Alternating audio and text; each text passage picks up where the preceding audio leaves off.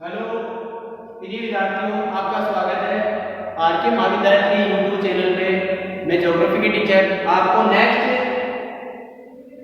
जो टॉपिक है उसमें बीए और बीएससी सेकंड ईयर मानव भूगोल की यूनिट सेकंड का ही अगला टॉपिक है, तीसरा टॉपिक है। और तीसरे टॉपिक में मानव भूगोल के तत्व और मानव समाज पे टॉपिक है। इसमें से हमेशा प्रश्न मन के आता है वातावरण के तत्व।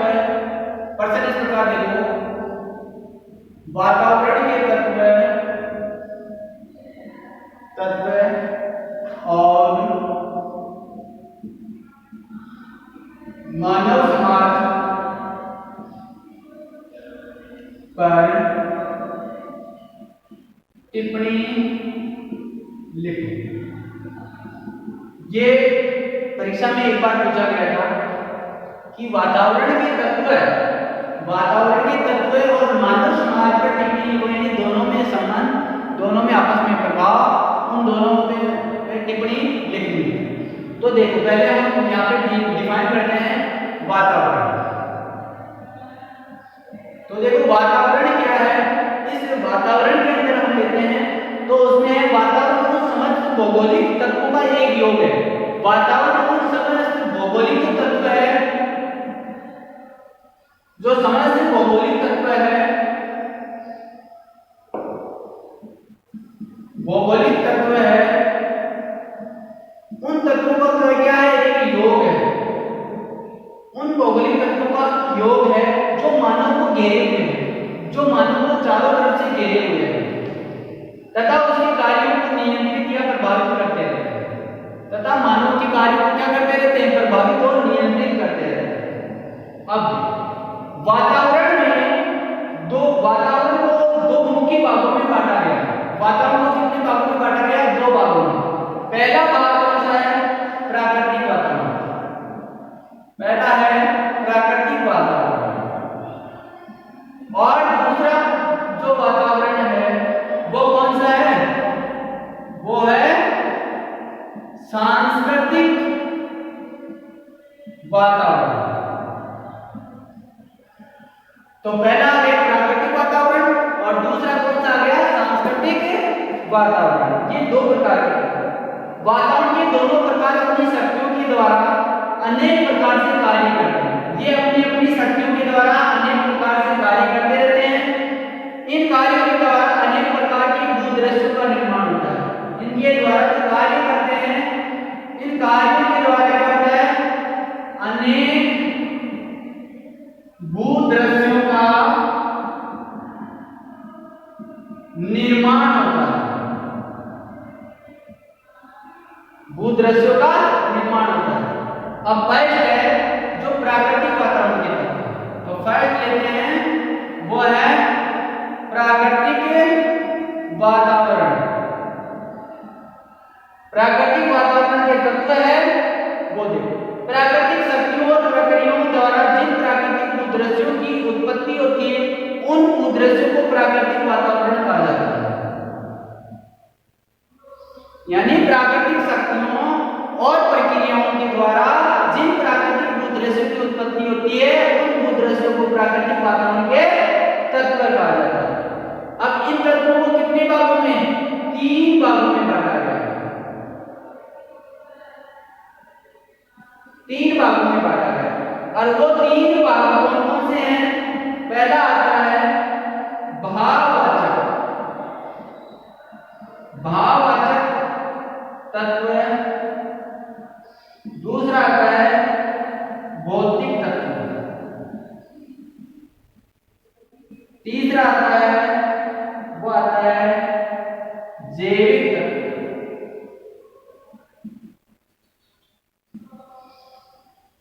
अब पहले लेते हैं अपन भाववाचक तत्वों को वापस लेते हैं। तो भाववाचक तत्वों में क्या आ जाता है? ये फिर 5 प्रकार का होता है। 5 टाइप का होता है भाववाचक। देखो पहला कौन सा होता है? प्रदेश की स्थिति। प्रदेश किस स्थान पर है? प्रदेश की स्थिति हो गया। दूसरा हो गया प्राकृतिक अवस्थिति। प्राकृतिक अवस्थिति। तीसरा हो गया प्रदेश का क्षेत्रफल या विस्तार या क्षेत्रफल कितना है वो उस प्रदेश का। चौथा है प्रदेश की आकृति। प्रदेश की आकृति इस प्रकार से है। और पांचवा है इसकी भौगोलिक संदर्भ में स्थिति। ये पांच हो गए, ये किसमें है? ये भाववाचक तत्वों में। ये पांच तत्व। अब आप इसको देख लो, इसको मिटा देता हूं, फिर क्या करते हैं अपन भौतिक तत्वों में, या इधर लिख देता हूं मैं भौतिक तत्व वाले जो पांच तत्व है वो देखो, वो भी 7 प्रकार के होते हैं। ये भौतिक तत्व 7 प्रकार से। वो 7 प्रकार कौन कौन से हैं देखो। पहला जो प्रकार है वो है स्थलाकृति। फर्स्ट है स्थलाकृति। सेकंड है वो है ऋतु और जलवायु। ऋतु और जलवायु।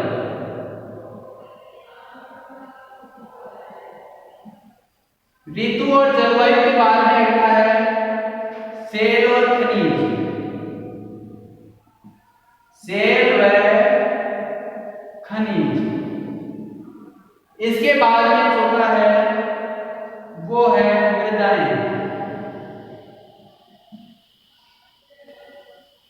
मृदा के बाद में पांचवा टॉपिक है वो है नदियां और झीलें। नदियां और जलाशय। अगला छठा है वो है जल। सातवां है महासागर और तट। महासागर व तट। ये हो गया।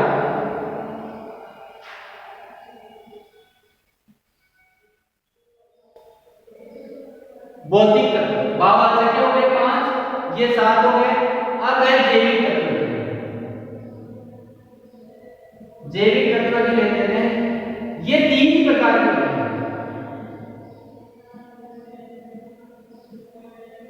जैविक तत्व 3 प्रकार के होते हैं। पहला है प्राकृतिक वनस्पति। दूसरा है प्रादेशिक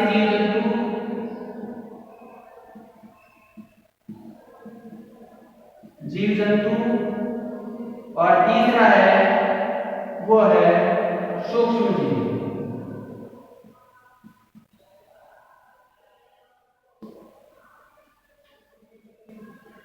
ये वातावरण के इन प्राकृतिक तत्वों का संबंध मानव वर्गों की आर्थिक क्रियाओं, मानवीय बस्तियों और सांस्कृतिक तत्वों से होता है। आप इनको उतार लीजिए, आपके सामने है और इनको देख लीजिए। ये तो हो गया प्राकृतिक वातावरण के तत्व हो गया। अब इसके बाद में मैं सांस्कृतिक वातावरण के तत्व बताऊंगा। वो सांस्कृतिक वातावरण के तत्व कौन कौन से आपके पास 5-7 सेकंड का टाइम है, इसको देख लीजिए और इनको उतार लीजिए।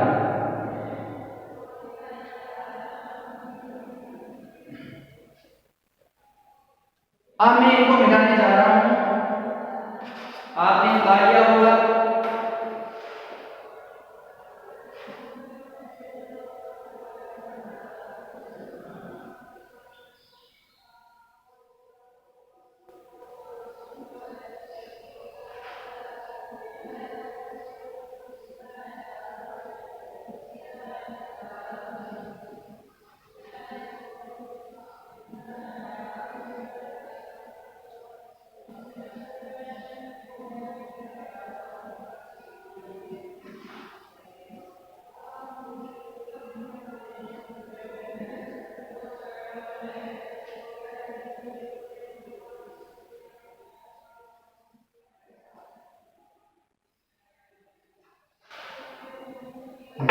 अब देखो सांस्कृतिक वातावरण के तत्व।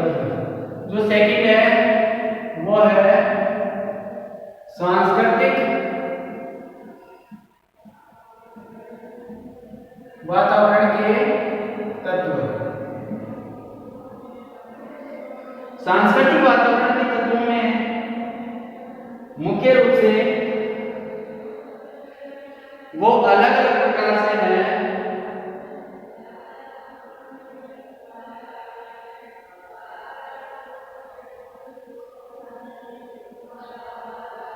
सांस्कृतिक वातावरण का निर्माण करने वाली शक्ति प्रत्येक देश की जनसंख्या स्वयं है। यानी सांस्कृतिक वातावरण के जो तत्व है उनकी जो मुख्य रूप से जनसंख्या है वही मानव वर्ग की सांस्कृतिक वातावरण की शक्ति है। मानव वर्ग की सांस्कृतिक वातावरण की निर्माता है, शक्ति है तथा मानव समाज में एक सजीव और क्रियाशील इकाई ही मानव को माना जाता है। मानव प्राकृतिक व सांस्कृतिक वातावरण के केंद्रीय स्थान में है, इसलिए मानव को केंद्रीय कारक भी कहा जाता है। किसको? मानव को। सांस्कृतिक वातावरण के तत्वों के द्वारा मानव द्वारा निर्मित वस्तुएं और दूरदर्शी संस्थाएं, प्रथाएं, कलाएं, विज्ञान, यंत्र, उद्योग, प्रौद्योगिकी आदि होते हैं। इन तत्वों को जो 6 वर्गों में बांटा गया है, 6 वर्गों में बांटा गया है। अब 6 वर्ग कौन कौन से देखो। पहला वर्ग है जैविक आवश्यकताओं की प्रतिरोध। जैविक आवश्यकताओं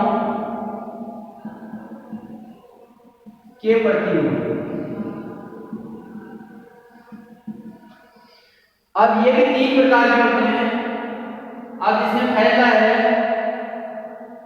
भोजन, किसी भी क्षेत्र के मानव वर्ग का भोजन या पेय पदार्थ, ये हो गया उसका पहला। दूसरा है वस्त्र और वेशभूषा या वस्त्र। तीसरा है वहां का निवास और बस्तियां, निवास व बस्तियां, ये हो गया इसका। अगला है आर्थिक व्यवसाय की प्रक्रिया। 2 नंबर पे है आर्थिक व्यवसाय के प्रतिरोध। ये दोनों, ये 3 थे। अब ये 4 प्रकार के थे, ये 4 होते हैं। तो वो 4 कौन से हैं? पहला देखो, पहला हो गया प्राथमिक व्यवसाय। प्राथमिक व्यवसाय। अब प्राथमिक व्यवसाय में आप जानते हैं इसमें आखेट, मत्स्य पालन, पशुचारण, कृषि, वन उद्योग, खनन आदि आते हैं। दूसरा है इसमें निर्माण उद्योग है, निर्माण उद्योग, निर्माण उद्योग हो गया। तीसरा आ गया परिवहन व वाणिज्य उद्योग। चौथा हो गया नौकरी व्यवसाय।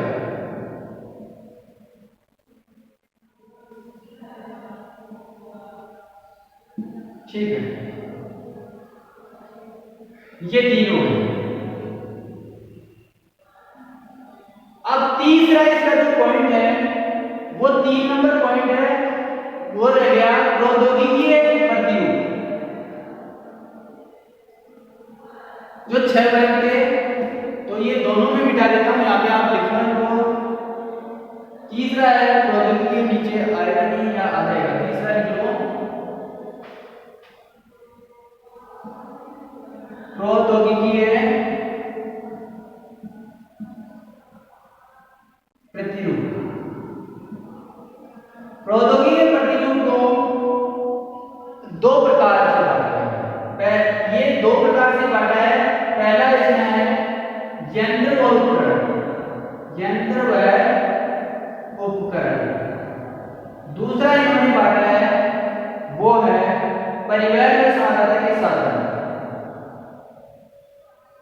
परिवहन व संवाददाता के साधन। ठीक है, अब यहाँ पे ये दो प्रकार के में चौथा हो गया भाषा साहित्य,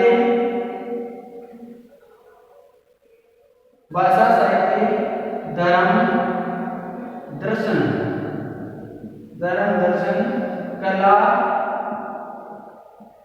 आदि। ये हो गया पांचवा। चौथा, पांचवा देखो, पांचवा है सामाजिक संगठन है। सामाजिक संगठन थोड़ा बड़ा है तो मैं इसको मिटा देता हूँ। अब इसमें जो 6 वर्गों में आप देख लीजिए, एक बार देख लीजिए सभी। पहला, दूसरा, तीसरा, चौथा हो गया, 4 हो गए हैं, अगला पांचवा।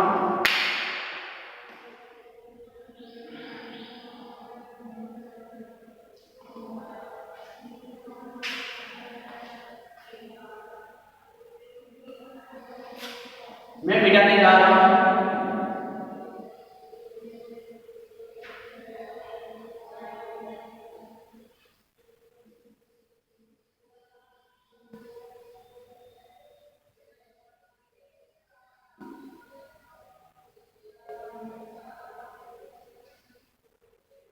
देखो 6 वर्गों में बांटा था सांस्कृतिक वातावरण के तत्वों को, सेटिंग को।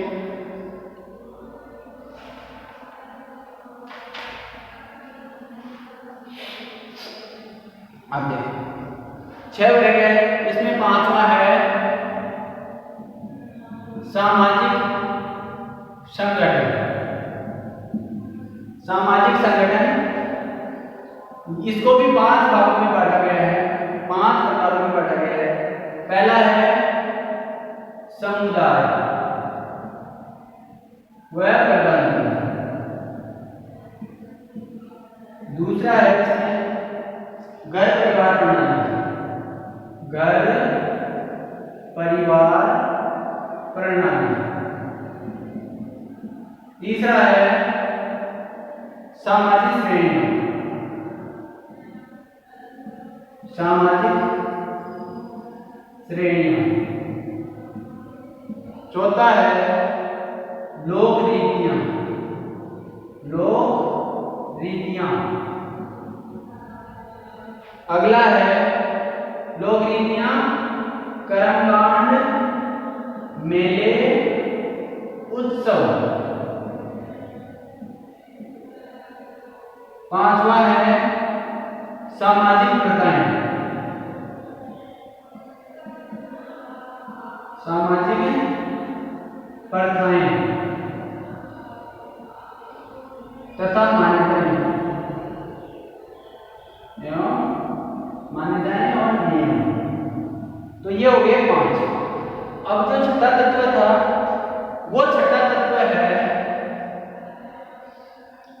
राजनीतिक संगठन।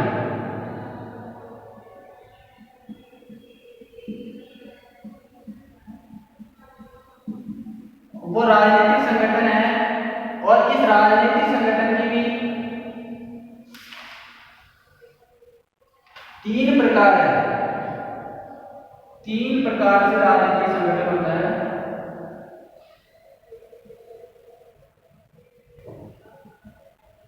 और वो 3 प्रकार इस प्रकार है। पहला राज्य का क्षेत्र,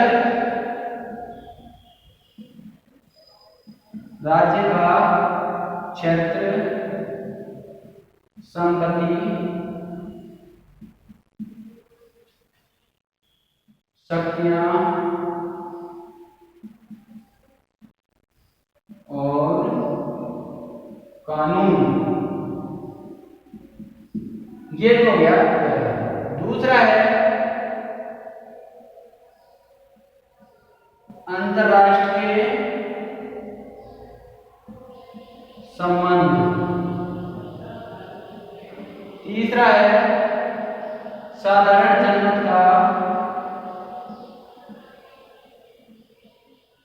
जनमत का प्रवाह है। ये हो गया 3। तो ये हो गए सांस्कृतिक वातावरण के 6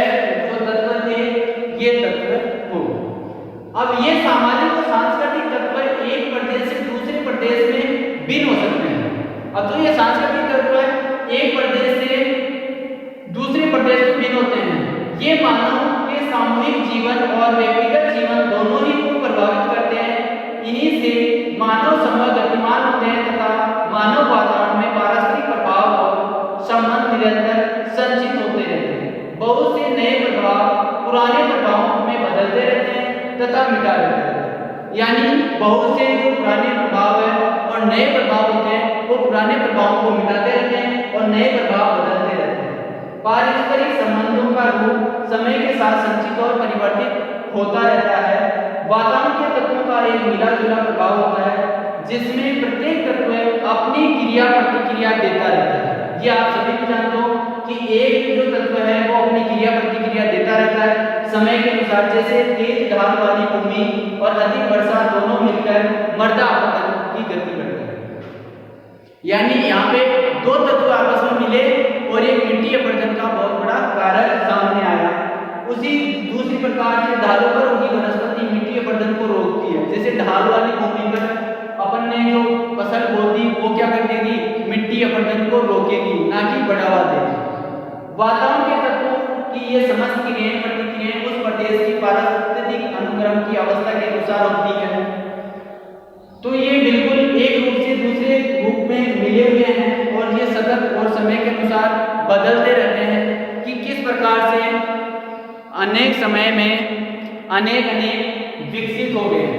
अब इसके बाद में हम अगला टॉपिक लेते हैं पारिस्थितिकी। इसको मैं मिटा रहा हूँ, आपने लिख लिया होगा छह पर सभी वर्ग आगे होंगे और इस पे हमने आपको बता भी दिया तो क्या होगा। आपके पास 2-3 सेकंड का टाइम है, इसको देखिए।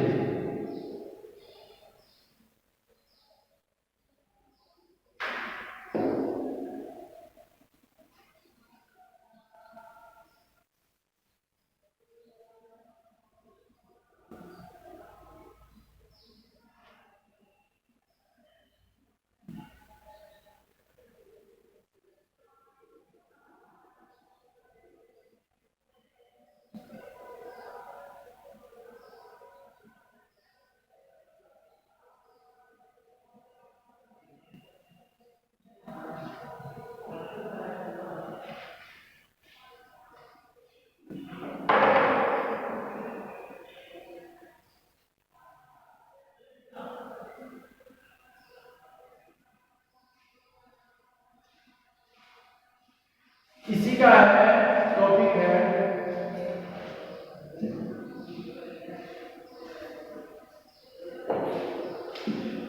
वो बीएपीएससी मानव भूगोल की यूनिट सेकंड का प्रश्न है। वो ये मानव जो पारिस्थितिक अनुक्रम है वो मानव प्रगति पर टिप्पणी है। तो प्रश्न है वो चौथा है, वो है पारिस्थितिकी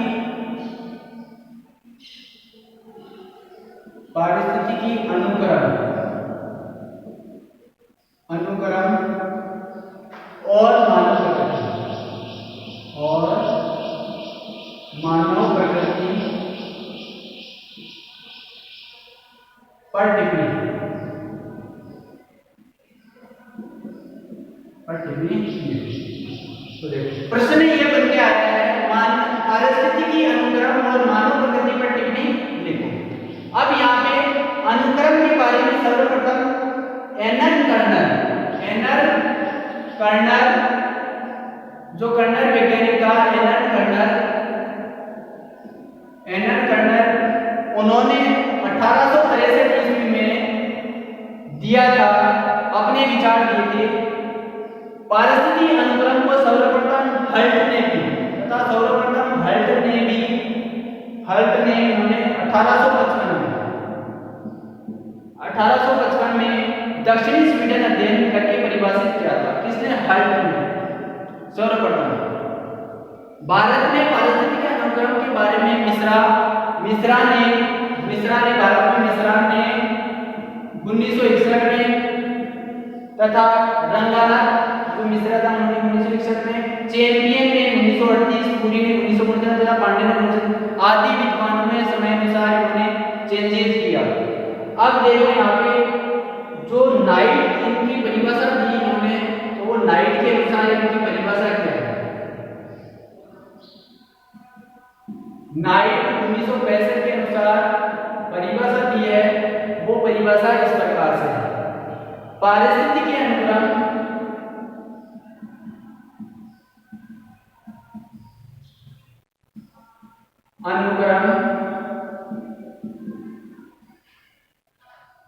एक विशिष्ट क्षेत्र में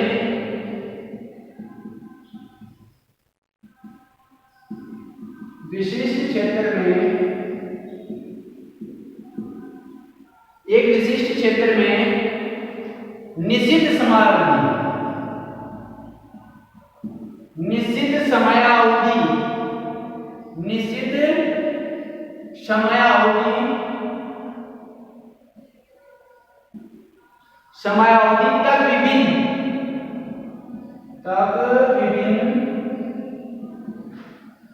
समुदायों द्वारा अधिग्रहित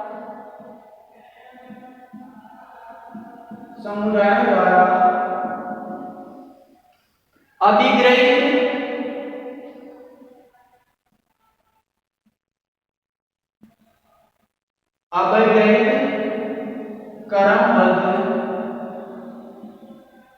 श्रृंखलाओं का प्रतिरूप है।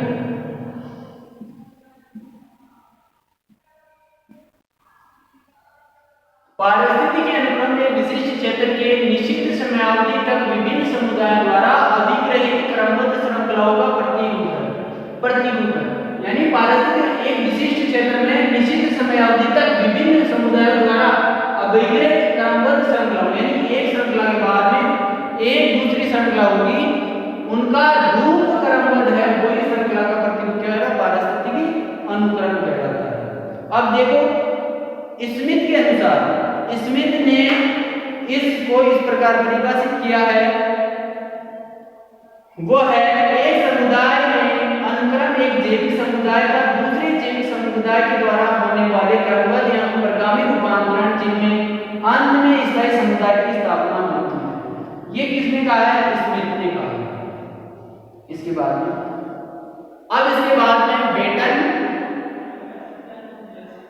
बेटन एवं वार्नर ने भी इस पारिस्थितिक अनुक्रम पर वही परिभाषा दी है। देखो अनुक्रम समुदाय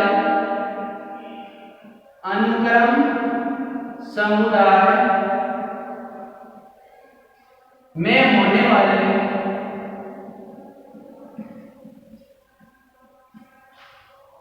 होने वाले प्रतिस्पर्धा का चरमावस्था की ओर होने वाला प्रतिअवस्था का चरमावस्था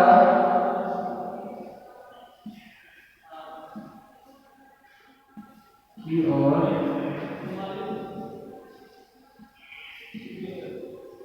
होने वाला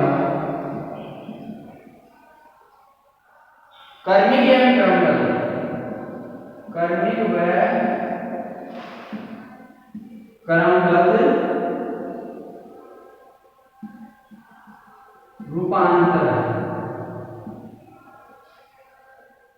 बेटन एवं वार्नर के अनुसार अनुक्रम समुदाय में होने वाली प्रतिस्पर्धा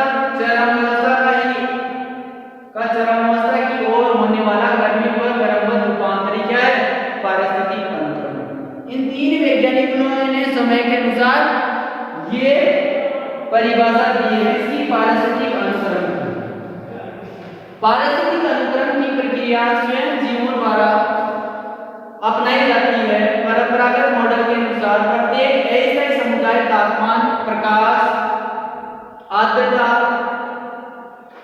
मृदा तथा अन्य जीवों के द्वारा विभिन्न प्रकार से दशाओं में परिवर्तन अनुकूलित दशाएं उत्पन्न होती है।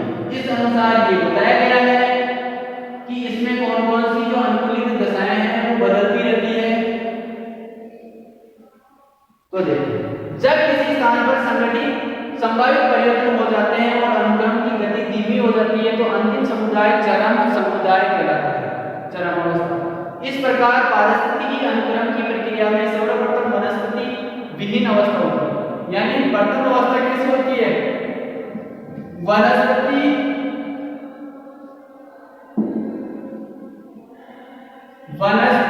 विहीन अवस्था होती है। वनस्पति विहीन अवस्था होती है। फर्स्ट जो प्रावस्था होती है वो वनस्पति विहीन प्रावस्था होती है और इसके बाद में धीरे धीरे वहां पे वनस्पति आवरण हो जाता है। फिर क्या होता है? धीरे धीरे वनस्पति आवरण विकसित हो जाता है। पहले वनस्पति विहीन अवस्था थी, फिर धीरे धीरे वनस्पति का आवरण हो गया। वनस्पति का आवरण होने के बाद में वो आपस में क्या हो जाते हैं? अंतर संबंधित हो जाते हैं। अंतर संबंधित हो जाते हैं। अंतर संबंधित हो जाते हैं। इस प्रक्रिया में अंतर क्रिया के उपरांत प्रतिक्रिया होती है तथा अंत में स्थिरीकरण के रूप में चरम समुदाय स्थापित होता है तथा पारिस्थितिक अनुकरण की प्रक्रिया संपन्न होती है। जैसे एक उदाहरण लेते हैं, यहाँ पे उदाहरण के रूप में देखा जाता है उष्णकटिबंधीय क्षेत्रों में शीतोष्ण क्षेत्रों की अपेक्षा अनुक्रम सामान्य पाया जाता है। उष्णकटिबंधीय क्षेत्रों की अपेक्षा जो शीतोष्ण कटिबंधीय क्षेत्र है अपेक्षा अनुक्रम सामान्य होता है। अब है पारिस्थितिकी जो अनुक्रम है उनकी विशेषताएं हैं। जो पारिस्थितिक अनुक्रम है उनकी विशेषताएं, अनुक्रम द्वारा बंजर क्षेत्रों में जहां वनस्पति का अभाव होता है वहां पे क्रमिक रूप से वनस्पति का सुव्यवस्थित विकास हो जाता है, आरंभ हो जाता है। ये पहली विशेषता है। यानी जहां पे वनस्पति विहीन क्षेत्र होता है वहां पे वनस्पति का विकास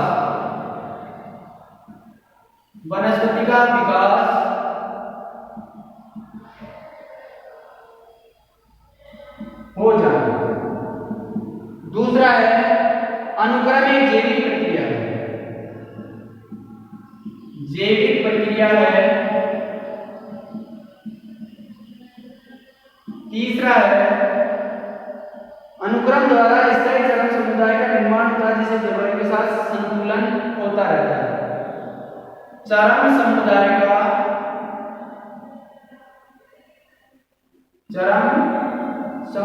का निर्माण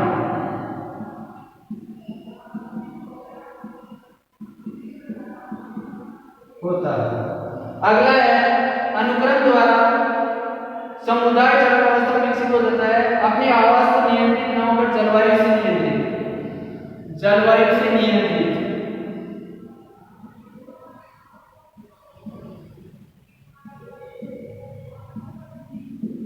पांचवा है अनुक्रम चाहे पृथ्वी पर कहीं भी हो समान जलवायु के साथ समान परिवर्तन होता रहता है। इस प्रक्रिया को अभिसरण कहते हैं। अनुक्रम के निम्न कारण है। अब वो कारण देते हैं, कौन कौन से कारण हैं? अनुक्रम के निम्न कारण है, वो कारण इस प्रकार से। पहला है प्रारंभिक कारण।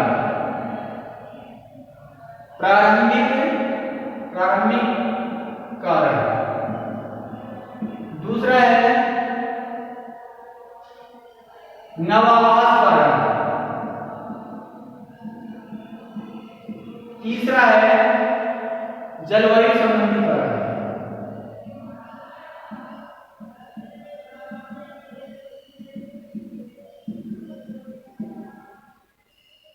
अब ये जो गए इसके कारण प्रारंभिक, नवावास के कारण और तीसरा जलवायु संबंधी कारण। अब है अनुक्रम के प्रकार। अनुक्रम दो प्रकार का होता है। तो यहाँ पे लिख देते हैं अनुक्रम के प्रकार।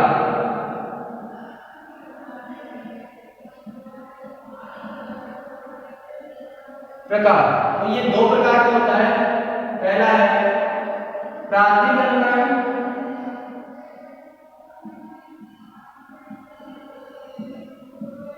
और दूसरा है द्वितीयक अनुक्रम।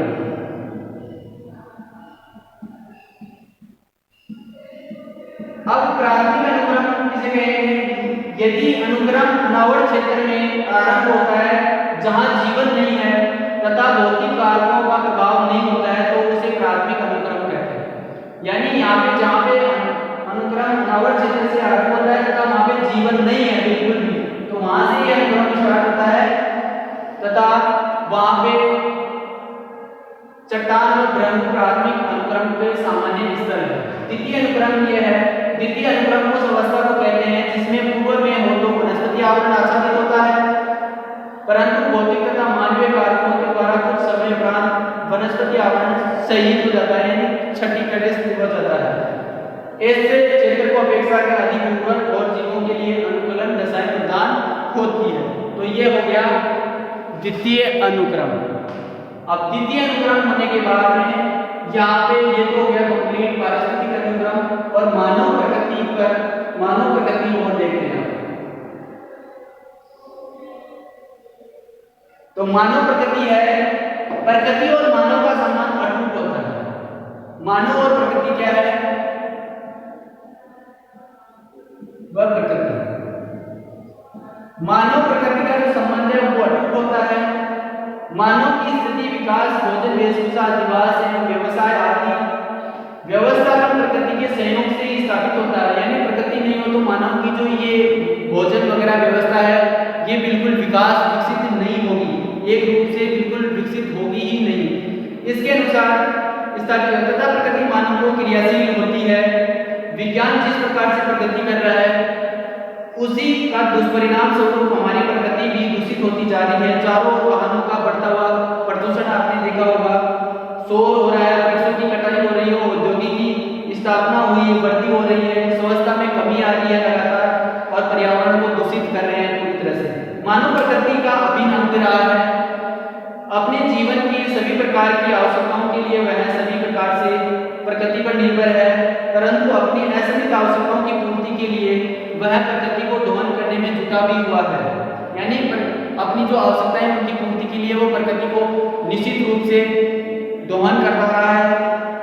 प्रकृति की रक्षा के लिए मानव महत्वपूर्ण योगदान दे सकते हैं, परंतु यदि यह हर नागरिक सजग हो जाए तो प्रकृति दूषित भी नहीं होगी।